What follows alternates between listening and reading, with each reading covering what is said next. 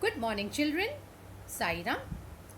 Children, today we will continue with lesson number 8 in history, that is Tourism and History, part 2.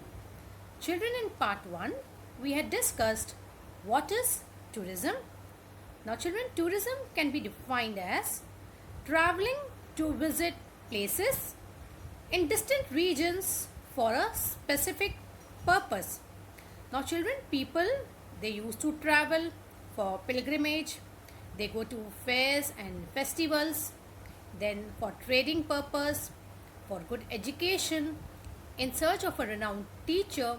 So, basically, traveling is for a specific purpose. This we have discussed in our last class. Yes? Now, children, today let us learn about types of tourism. Now, children, these days tourism has become an independent field of local, interstate, national, and international business. Children, we get lot of business from tourism industry. Okay, we should promote tourism. In our previous lessons, applied history, we have learnt about some world heritage sites. Yes, so it is our duty to conserve and preserve those sites. Okay, because then tourists they will come to our place, they will visit our places, and we can get foreign exchange. That is, the country will get good income. So tourism industry is now very much developed. So these days tourism has become an independent field of local, interstate, national, and international business. Now, children, the people they have the desire to visit national and international monuments, then places of historical importance. Some people have lot of interest in history, so they visit places of historical importance and even natural beauty. Ancient centers known for handicrafts, pilgrim centers, industrial centers, and sites of various developmental projects.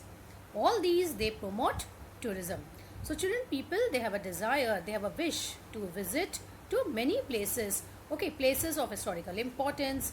It could be some beautiful places, then centers for handloom industry, or you can say handicrafts, then pilgrim centers, industrial centers, and sites of various developmental projects. All these they promote tourism.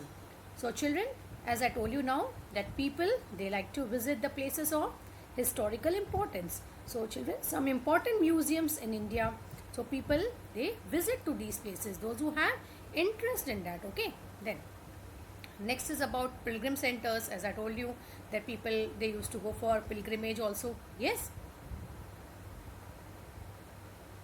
and about the handicrafts and handloom. Okay, so those who have interest in that they prefer to visit such places.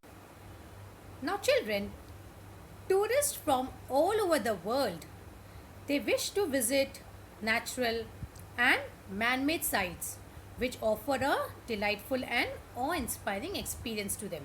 So children, we had learnt in our third lesson applied history that certain sites they are declared as world heritage sites, so that the tourists they visit such places and it could generate income for the country.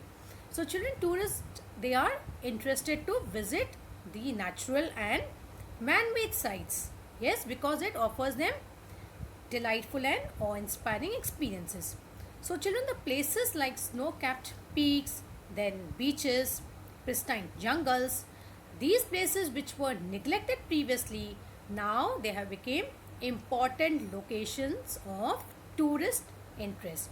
So children, the tourists they like to visit the places of natural beauty, that is the natural sites, then the man-made sites, and the places like snow-capped peaks, then beaches, okay, then the pristine jungles. Now these places also they are developing, so that it creates interest in the people, so that they visit such places. Okay, so now children, to promote tourism, mass media has played a very important role. Now mass media it had began to make special audio visual presentation highlighting places of tourist interest. Okay, so because of mass media it had led to development of tourism. because mass media, it promotes different states. For example, if you remember, in television they used to promote certain states. Now children, Gujarat, okay, it is very very famous for its beautiful dresses, okay. Then if you remember about the Statue of Unity, yes.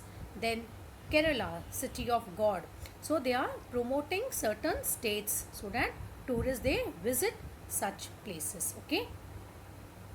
So children, now tourism can be classified into local tourism, interstate tourism, international tourism, religious tourism, historical tourism, health tourism, science tourism, agro-tourism, sports tourism, tourism based on special events. So these are the tourism is classified into local tourism, then interstate, international, health, science, sports, etc. Okay. So today we will be dealing with some types. Okay. Now first we will talk about our local, okay, and the national tourism, that is our own country. Incredible India, right? There are so many places, beautiful places in India to visit. Yes.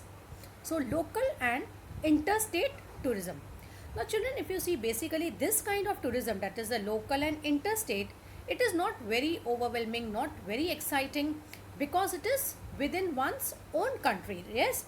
And it does not cause any difficulties of language or to procure currency and documents, and we can plan it at any suitable time. Now children, when you have your vacation period, right? So this is very easy, that is local and interstate tourism, you can plan as per your own convenience. So but then this tourism, it is said it is not overwhelming because we like to visit to international places, right?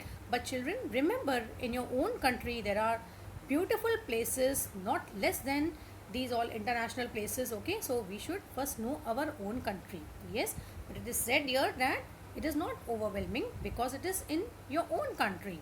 But here children, one thing is that you will not have any problem in the language, not to procure currency, as in case of international tourism, okay. There you have to exchange the currencies, and you require a lot of documents, and that is not the case with local and interstate, okay. So local and interstate, there is no problem with the currency and the documents, just you require your Aadhaar card or your PAN card, okay.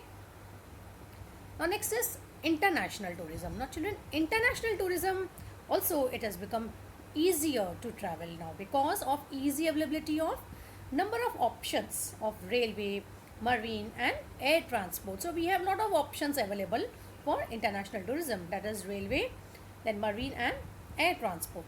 Now children, marine transport has linked the coastal regions, and there's Trans-European Railway route. Then aviation, you know about the air transport, it has brought the entire world closer. How internet has brought the world closer, similarly aviation, that is even the air transport, has brought the entire world closer. And children, in air transport you will reach place at a you will reach within some hours, okay, whereas in railway and in marine it will take some time, okay. But then air is little expensive comparative to railway and marine, okay. Now children, as I told you about the Trans-European route and the aviation, it had brought the world very closer. Now children, because of economic liberalization policy of the Indian government, number of people traveling back and forth from India has increased considerably. So now a lot of people are traveling abroad, okay, because of the economic liberalization policy. So because of the liberalization policy, it is possible now people are traveling back and forth from India. It had increased. And children, people, they travel for studies, okay, many people, they study abroad.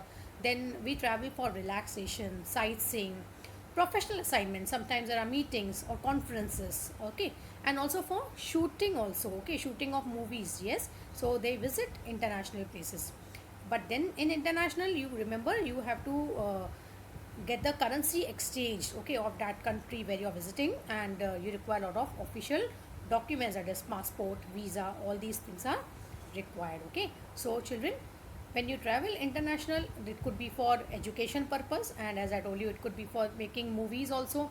But one thing, you require official documents, that is you require passport, you require visa, and remember, you have to exchange the currency also. Okay, so that all things you have to take care of when we travel abroad. Okay, now next is historical tourism. Now children, as the name suggests, historical, basically this is related to historical places, those who have lot of interest in history. Okay, so they like to visit forts, museums and all, right?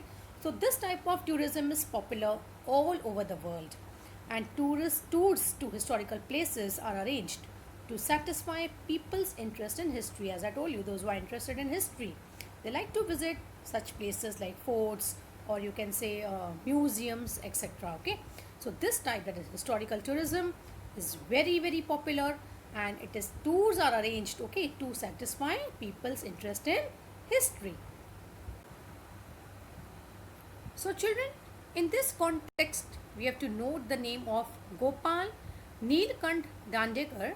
He was a renowned Marathi writer, and he used to arrange hiking tours to forts in Maharashtra to explore the sites which were closely linked to Chhatrapati Shivaji Maharaj and what were his achievements. So here, very important, the tours which were arranged by Gopal Neelkant Dandekar. Okay, he used to arrange tours to forts in Maharashtra, okay, to explore the sites which were closely linked to Chhatrapati Shivaji Maharaj and his achievements. Okay, so just have a look at the picture.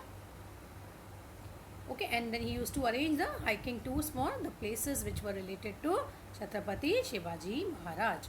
And children, tours are also arranged to important historical sites in India, such as forts in Rajasthan, then ashrams of Mahatma Gandhi and Acharya Vinoba Bhave, and important places related to Indian War of Independence in 1857.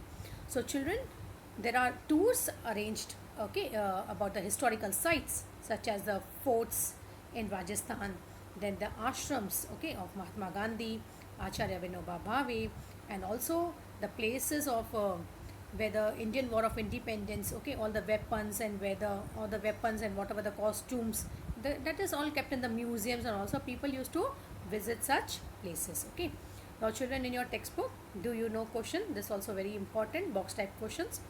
Let us have a look. Now children, people of various religious communities, they are dispersed globally. However, they feel united because of their mythological traditions and places associated with those traditions. This creates a desire to travel to those places, and it gives rise to religious tourism. So one more tourism is religious tourism. Okay, so people used to visit the religious places. Okay, so in this context, the constructions undertaken by Ahilyabai Holkar, okay, very important, the constructions, okay, undertaken by Ahilyabai Holkar, spending from her personal funds, are noteworthy.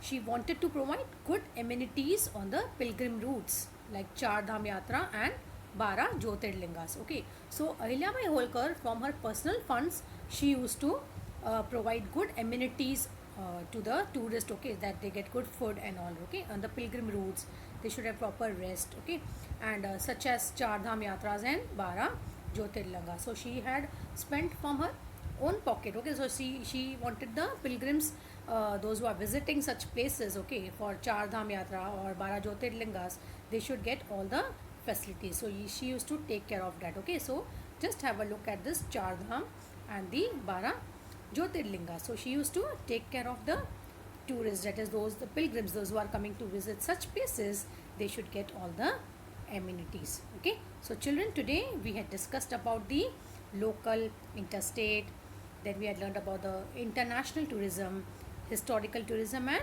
religious tourism. In the next class, we will be continuing with some more types of tourism. Okay, so we will be continuing the lesson in the next class. Till then, take care of yourself. Sahiram.